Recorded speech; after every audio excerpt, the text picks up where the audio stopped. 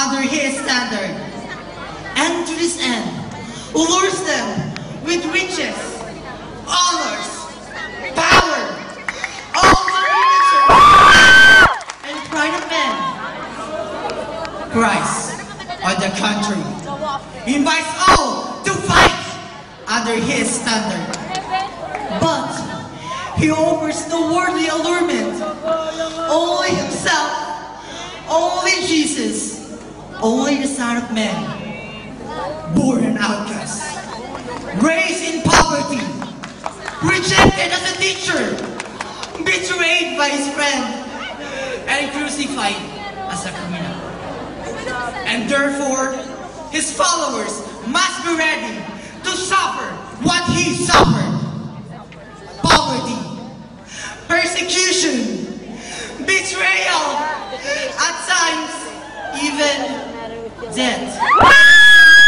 But Jesus, the Son of Man, is also Jesus, the Son of God. And therefore, his followers shall not be confounded forever.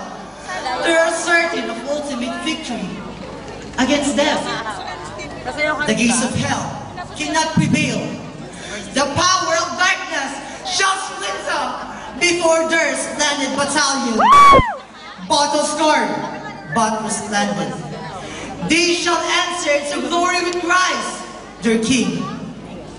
2 armies, 2 standards, 2 generals, and to every man there comes an imperious cry of command. Choose Christ or Satan.